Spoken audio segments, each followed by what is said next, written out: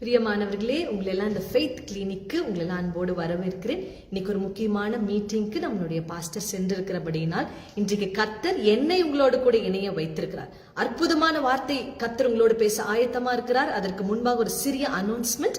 தினமும் காலை 5:30 மணிலிருந்து 6:30 மணி, அதாவது அதிகாலை ஜெபம் B2B ஃபேமிலி என்ற யூடியூப் பேஜ்ல நடைபெற்று கொண்டிருக்கிறது. இணைந்து கொள்ளுங்க. மிகப்பெரிய அற்புதத்தை கர்த்தர் செய்து கொண்டிருக்கிறார். அடுத்த அற்புதம் உங்களுக்கு தான் கர்த்தர் நிச்சயமா செய்வார். எங்களோடு கூட இந்த அதிகாலை ஜெபத்துல இணைந்து கொள்ளுங்க. கர்த்தர் இன்றைக்கு உங்களோடு பேசுகிற வார்த்தை என்னன்னா, நீங்க சம்பந்தம் இல்லாம இந்த லைவ்ல இணையில கர்த்தர் உங்களை பார்த்து சொல்றார், மகனே மகளே, உன் மேல் நான் இரக்கமாய் இருக்கிறேன். காட் கர்த்தர் உங்க மேல மர்சியா இருக்கிறார். அவருடைய மர்சி, அவருடைய இரக்கத்தை கர்த்தர் உங்க மேல இன்றைக்கு காண்பிக்க விரும்புகிறார். வேதாகமம் சொல்லுகிறது, தானியேல் என்ற ஒரு மனிதன் இருந்தார். தானியேல் இருந்த காலத்துல, வாழ்ந்த காலத்துல தானியேல் ஒரு பயங்கரமான ஆளா இல்லைங்க. தானியேல் கைது செய்யப்பட்ட, அடிமையாக இழுத்து கொண்டு போகப்பட்ட புத்திரர்களில் ஒருவராய்தான் தானியேல் இருந்தார். ஆனா கர்த்தருடைய இரக்கம் தானியேல் மேலே இருந்தபடியினால் சாதாரண வாலிபனாக, சாதாரணமாய் அடிமையாக இழுத்து செல்லப்பட்ட தானியேலை தான் கர்த்தர் ஆச்சரியமான உயரத்துல கர்த்தர் கொண்டு போய் தானியேலை நிறுத்தினாரு. இன்னைக்கு கர்த்தருடைய இரக்கம் மாத்திரம் உங்க வாழ்வுல இருந்தா போதுங்க. இந்த உலகத்துல எந்த மனிதன் உங்க கூட நின்னாலும் நிக்காட்டியும் கவலைப்படாதீங்க. என்ன காரியம் உங்ககிட்ட இருக்கோ இல்லையோ கவலைப்படாதீங்க. காட்ஸ் மர்சி உங்களோட இருந்தா, அவருடைய இரக்கம் உங்க தலைமையில இருந்தா, சாதாரண தானியேலை உயர்த்தி கொண்டு போய் பிரதானிகளுக்கு அடுத்தபடியாக வைத்தது போல கர்த்தர் உங்களையும் கொண்டு போய் நிறுத்துவார். வேதாகமத்தில் ஒரு வசனத்தை வாசிக்கிறேன். தானியேல் 1 அதிகாரம். வேதம் சொல்லுகிறது, யோயாக்கீம இழுத்துட்டு போயிட்டாங்க. யோயாக்கீம் யாருன்னா ராஜா. ஒரு ராஜாவை இழுத்துட்டு போகும்போது அந்த ராஜாவோடு கூட சேர்ந்து சாத்ராக், மேஷாக், ஆபேத்நேகோ, தானியேல் இன்னும் சில பேரை இழுத்துட்டு போறாங்க. அந்த டைம்ல இங்க பாருங்க, ஒரு சிறிய காரியம் ராஜாவுடைய இருதயத்துல தோன்றுது. வாசிக்கிற உங்களுக்காக தானியேல் 1 அதிகாரம் 3வது வசனம். அப்பொழுது இஸ்ரவேல் புத்திரருக்குள்ளே ராஜ குலத்தாரிலும் துறைமகளிலும் யாதொரு மாசும் இல்லாதவர்களும் அழகானவர்களும் சகல ஞானத்திலும் தேறினவர்களும் அறிவில் சிறந்தவர்களும் கல்வியில் நிபுணர்களும் ராஜாவின் அரண்மனையிலே சேவிக்க திறமையுள்ளவருமாகிய சில வாலிபரை கொண்டு வாங்க. பாருங்க, ராஜாவுடைய அரண்மனையில என்ன செய்யறதுக்குங்க? சேவிக்கிறதுக்கு. நம்ம எல்லாம் நினைக்கிறோம் தானியேல் போனது சும்மாதான் போனார் அப்படின்னு. இல்லைங்க, தானியேல் அந்த ஊருக்குள்ள போகும்போது அடிமையா ஃபர்ஸ்ட் போறாரு. கர்த்தருடைய இரக்கம் தானியேல் மேல இருந்தபடியினால தானியேல சாதாரண ஆளுல இருந்து இப்போ அரண்மனைக்குள்ள வேலை செய்யறதுக்கு ஒரு சாதாரண வாலிபனா கொண்டு போறாங்க. இந்த சாதாரண வாலிபனை அப்படியே சூஸ் பண்ணி கொண்டு போகும்போது ஒன்னே ஒண்ணு தாங்க தானியேல் கூட இருந்துச்சு, கர்த்தருடைய இரக்கம். ஒரு வேலை செய்யறவனா, ஒரு வேலைக்காரனா அரண்மனைக்குள்ள நுழைஞ்ச தானியேலை கர்த்தர் படிப்படியாக அவருடைய இரக்கம் எப்படி மாத்தினது பாருங்க. 5வது வசனம், தானியேல் 1:5. ராஜா தான் உண்ணும் போஜனத்தையும் திராட்சை ரசத்திலும் தினம் ஒரு பங்கை அவர்களுக்கு நியமித்து, இதை எதிர்பார்த்திருப்பாராங்க தானியேல். யோசிச்சு பாருங்க, அடிமையா இழுத்துட்டு போகும்போது தானியேல் நினைச்சிருப்பாரு, அவ்வளவுதான், எல்லாம் முடிந்தது, இனி வாழ்நாள் முழுவதும் கைதியாதான் இருக்கணும், எல்லாம் முடிந்ததுன்னு நினைச்சாங்க. ஆனா என்ன நடந்தது தெரியுமாங்க? இந்த இடத்துல தானியேலுக்கு ராஜா சாப்பிடுகிற உணவு, ராஜா உட்கொள்ளுகிற காரியங்களை தானியேலுக்காக கர்த்தர் அனுப்பினார். இன்னைக்கு நான் சொல்றேன், கர்த்தருடைய இரக்கம் உங்க தலை மேல இருந்தா அடிமையா இருக்கிற உங்களை ஆளுகிறவர்களாய் அது கொண்டு போய் நிறுத்தும். கர்த்தருடைய இரக்கம் மாத்திரம் உங்க தலை மேல இருந்தா, அதனால தாங்க புதிய உடன்படிக்கையே அவருடைய இரக்கத்துலதான் வழி நடக்குது. எப்படி தெரியுமா? வேதம் சொல்லுகிறது, எபேசியர் 2ஆம் அதிகாரத்துல வேதாகமத்துல அருமையான ஒரு வசனம், எனக்கு ரொம்ப பிடிச்ச வசனம். அவர் இரக்கத்தில் ஐஸ்வர்ய சம்பனர். அவர் இரக்கம் பாராட்டுகிற தேவன். ஏசப்பான்னு போய் நின்னுட்டீங்கன்னா அவர்னால உங்களுக்கு உதவி செய்யாம இருக்க முடியாதுங்க. இன்னைக்கு கர்த்தர் உன்னோடு பேசுகிறார், உங்களோடு பேசுகிறார், உங்க குடும்பத்தோடு பேசுகிறார். மகளே, நீ என்ன போராட்டத்துல போய்கொண்டு இருந்தாலும், நீங்க அடிமையாகவே இருந்தாலும், உங்களை கைது பண்ணிட்டே போயிருந்தாலும், ஏசப்பான்னு என்னை நோக்கி கூப்பிடுப்பா, இரக்கம் பாராட்டுங்கப்பான்னு என்னை நோக்கி கூப்பிடு, அந்த ஒரு நொடியில உனக்காக நான் இறங்குவேன் என்று கர்த்தர் சொல்லுகிறாரு. எத்தனை பேர் கமெண்ட் பண்ண ரெடியா இருக்கிறீங்க? என்னோடு சேர்ந்து சொல்லுங்க, அப்படியே கமெண்ட் பண்ணுங்க. Lord show me your mercy. அப்பா உங்க இரக்கத்தை எனக்கு காண்பீங்க. Lord show me your mercy. அவருடைய இரக்கம் மாத்திரம் இருந்தா போதுங்க. நான் சொல்றேன், பண்ணி தவிடு சாப்பிடுகிற இளைய குமாரனா இருந்தாலோ அவருடைய இரக்கம் திரும்ப உங்களை கொண்டு போய் அவருடைய அரண்மனையில செல்ல பிள்ளையாக, சொந்த பிள்ளையாக மாற்றி அமர வைக்கும். இன்னொரு காரியத்தை சொல்லுகிறேன் பாருங்க. தானியேல் முதல் அதிகாரம் 5வது வசனம். இப்ப தானியேலோட தலைமையில கர்த்தருடைய இரக்கம் இருந்தபடியினால் ராஜா சாப்பிடுகிற சாப்பாடை தான் இப்ப தானியேல் சாப்பிடுகிறாரு. எவ்வளவு பெரிய ஸ்லாக்கியம் பாருங்க. அடுத்தது ஒரு காரியம் நடக்குது. கர்த்தருடைய இரக்கம் தானியேலுக்கு செய்தது பாருங்க. 7வது வசனம். பிரதானிகளின் தலைவன் தானியேலுக்கு பெல்தஷாத்சார் என்றும், அனனியாவுக்கு ஷாத்ராக் என்றும், மீஷாவேலுக்கு மேஷேக் என்றும், அசீரியாவுக்கு ஆபேத் நேக்கு என்றும் பேரிட்டார். இந்த பெல்தஷாத்சார் அப்படின்ற பேரு இதே வேதாகமத்துல தானியேல் புஸ்தகத்துல தானியேல் வாழ்ந்த காலத்துல இன்னொருத்தருக்கு இருந்துச்சுங்க. யாருக்கு தெரியுமா? அந்த நாட்டுல அப்போ ஆளுகை செய்த ராஜாவுடைய பெயர் பெல்தஷாத்சார். அப்போ தானியேல் மேல இரக்கம் இருந்தபடியினால் எல்லாருக்கும் பேரை மாத்தினாங்க. ஆனா தானியேலுக்கு மாத்திரம் ராஜாவோட பெயரையே வச்சாங்க. இன்னைக்கு நான் சொல்றேங்க பிரியமானவர்களே, உங்களுடைய பெயர் கெட்டு போயிருக்கிறதா? கர்த்தருடைய இரக்கம் இருந்தால் கெட்டு போன பெயரை கர்த்தர் மாற்றுவார். இன்றைக்கு கர்த்தர் உங்க கெட்டு போன பெயரை திரும்ப மாத்த போகிறாரு. எத்தனை பேர் இந்த அபிஷேகத்தை பெற்றுக்கொள்ள ஆயத்தமா இருக்கிறீங்க? சொல்லுங்க, இந்த அபிஷேகத்தை நான் பெற்றுக்கொள்கிறப்பா. Lord, I receive this anointing. Amen. வேதம் சொல்லுகிறது கர்த்தருடைய அபிஷேகம், கர்த்தருடைய இரக்கம் தானியேலுடைய பெயரை ராஜாவுடைய பெயராய் மாத்தினது. அது மாத்திரம் அடுத்த கட்டம், கர்த்தருடைய இரக்கம் தானியேலை எங்க கொண்டு போனது தெரியுமா? முதல்ல அடிமையா இருந்த தானியேலை அரண்மனைக்குள்ள வேலைக்காரனா கொண்டு போச்சு.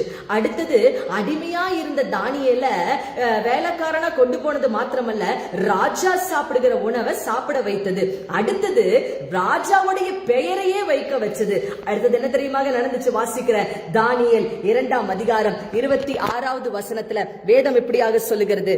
ராஜா பெல்தஷாத்சார் என்னும் நாமமுள்ள தானியேலை நோக்கி, நான் கண்ட சொப்பனத்தையும் அதன் அர்த்தத்தையும் நீ அறிவிக்க கூடுமா என்று கேட்டான். அடிமையாயிருந்த தானியேல் இப்போ ராஜாவுடைய கனவுக்கு அர்த்தம் சொல்லுகிற வாலிபனாய் கர்த்தருடைய இரக்கம் மாத்தினது. இன்னைக்கு கர்த்தருடைய இரக்கம் உங்ககிட்ட இருந்தா போதுங்க. அந்த இரக்கம் உங்களை அரண்மனை வாழ்வை வாழ வைக்கும். அந்த இரக்கம் உங்களை ராஜரீக வாழ்க்கைய வாழ வைக்கும். இப்போ ராஜா சாப்பாடு போட்டு வளர்த்தன தானியேல் இல்லங்க, இப்போ ராஜாக்கு உதவி செய்கிற தானியேலாக கர்த்தர் மாத்தினார். இன்னைக்கு நான் சொல்றேன், கர்த்தருடைய கரம் உங்க தலை மேல இருந்துச்சுன்னா, தேவனுடைய இரக்கம் உங்க மேல இருந்துச்சுன்னா, நான் சொல்றேங்க, ஒன்றுமில்லாத உங்களை எடுத்து பிரபுக்களோடும் ராஜாக்களோடும் அந்த இரக்கம் அமர வைக்கும். என்னோடு சொல்ல ஆயத்தமா இருக்கிறீங்களா? எல்லாரும் சேர்ந்து சொல்லுங்க, Lord show me your mercy. ஆமென். எல்லா சத்தமா உங்க வீட்டுல பார்த்து கொண்டிருந்தீங்கன்னா சொல்லுங்க, Lord show me your mercy. அடுத்ததாக என்ன நடந்தது தெரியுமாங்க?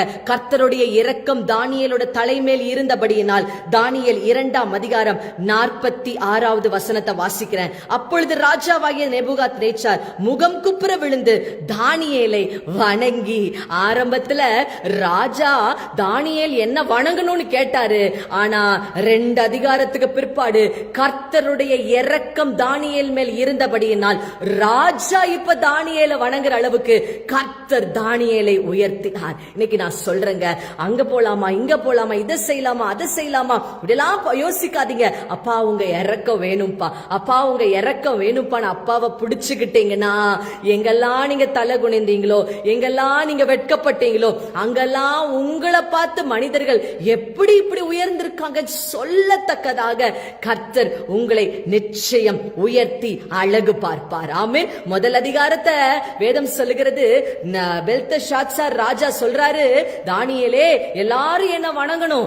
ஆனா 2ஆம் அதிகாரத்துல 46வது வசனத்துல வேதம் சொல்லுகிறது, ராஜா தானியேலை வணங்கினான். இன்னைக்கு கர்த்தர் இந்த அபிஷேகத்தை உங்க மேல பேசுறாரு.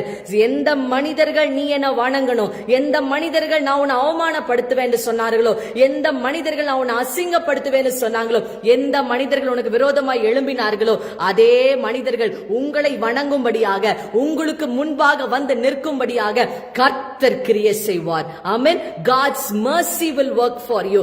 கர்த்தருடைய இரக்கம் உங்களுக்காக கிரியை செய்யும். அடுத்தது என்ன நடந்துச்சு தெரியுமாங்க? கர்த்தருடைய இரக்கம் தானியேல் மேல் இருந்தபடியினால் தானியேலை வணங்கி அந்த ராஜா என்ன பண்ணினாரா? 46வது வசனத்துல அவனுக்கு காணிக்கை செலுத்தவும் தூபம் காட்டவும் கட்டளையிட்டான். பாத்தீங்களாங்க, சாதாரண ராஜா இல்லைங்க, பாபிலோனிய ராஜா. பாபிலோனிய ராஜா தன்னை வணங்கலைன்னா கொண்டு போய் அக்னி சூளையில போடுவேன்னு ஒரு வைராக்கியமா நிக்கிற ஒரு ராஜா இன்னைக்கு தானியேலுக்கு காணிக்கை கொடுக்கிறாரு. இன்னைக்கு தானியேலுக்கு என்ன பண்றாருங்க? தூபம் காட்டுகிறாரு. கர்த்தர் ஒன்றுமில்லாத தானியேலை உயர்த்தினார் என்றால் இன்றைக்கு உங்களையும் உயர்த்த அவர் வல்லமையுள்ளவராய் இருக்கிறாரு. ஆமென். 5ஆவதாக கடைசியாக கர்த்தருடைய இரக்கம் தானியேலுடைய தலைமையில் இருந்தபடியினால் என்ன நடந்ததுன்னா வாசிக்கிற பாருங்க, 48வது வசனம், தானியேல் 2:48. பின்பு ராஜா தானியேலை பெரியவனாக்கி அவனுக்கு அநேக சிறந்த வெகுமதிகளை கொடுத்து அவனை பாபிலோன் மாகாணம் முழுவதும் அதிபதியாகவும் பாபிலோனில் உள்ள சகல ஞானிகளின் மேலும் பிரதான ஆசாரியனாகவும் அதிகாரியாகவும் நியமித்தான். உள்ள நுழையும் போது தானியேல் எப்படி நுழைஞ்சாருங்க? அடிமையா நுழைஞ்சாரு. உள்ள நுழையும் போது தானியேல் எப்படி பாபிலோனுக்குள்ள நுழைஞ்சாரு? சங்கிலிகளால கட்டி இழுக்கப்பட்டு போறவராய் நுழைந்தார். பாபிலோனுக்குள்ள நுழையும் போது தானியேல் எப்படி நுழைஞ்சாருங்க? அரண்மனைக்குள்ள நுழையும் போது வேலைக்காரனா நுழைஞ்சாரு. ஆனா 2ஆம் அதிகாரம் 48வது வசனத்துல வேதம் சொல்லுகிறது, கர்த்தருடைய இரக்கம் தானியேல் மேல் இருந்தபடியினால் அந்த பட்டணத்தில் இருக்கிற எல்லா ஞானிகளுக்கும் பிரதானியாக கர்த்தர் தானியேலை மாற்றினார். இன்னைக்கு கர்த்தருடைய இரக்கம் உங்க தலை மேல இருக்குது. ஏன் நான் சொல்றேன்னா, வேதாகமம் தெளிவாய் சொல்லுகிறது, எபேசியர் 2ஆம் அதிகாரம் 4வது வசனத்துல, அவர் இரக்கத்தில் ஐஸ்வர்ய சம்பனர். அவருடைய இரக்கம் கர்த்தர் உங்க மேல வச்சிருக்கிறாரு. அவர் மரித்து அடக்கம் பண்ணப்பட்டு உயிர்த்தெழுந்து உங்க மேல அவர் இரக்கத்தை வைத்திருக்கிறபடியினால், பிரியமான என் குடும்பத்தாரே, தானியேல் அனுபவித்த அதே நன்மைகளை உங்களாலையும் அனுபவிக்க முடியும். கமெண்ட் பண்ணுங்க, mercy is upon my head. எல்லாரும் செய்து கமெண்ட் பண்ணுங்க, அப்பா உங்க இரக்கம் என் தலை மேல இருக்குது.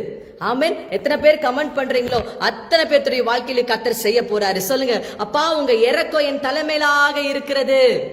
ஹல்லேலூயா. சாதாரண தானியேலை பிரதானியாக மாத்தினது அவருடைய இரக்கம். இன்னைக்கு நான் சொல்றேன், உங்க தலைமையில கர்த்தருடைய இரக்கம் இருக்கிறபடியினால் இந்த செப்டம்பர் மாதம் சாதாரணமா ஆரம்பிச்சிருக்கலாம். ஆனா முடியும் பொழுது நீங்க சாதாரணமா முடிக்க மாட்டீங்க. முடியும் பொழுது நீங்கள் பிரதானிகளாய் முடிக்க கர்த்தர் கிருபை பாராட்டுவார். கண்களை மூடி ஜெபிப்போமா? ஆண்டவரே, நீர் எங்களோடு கூட பேசின வார்த்தைக்காய் நன்றி. நீர் எங்க மேல இரக்கம் பாராட்டுகிறதுக்காய் நன்றி.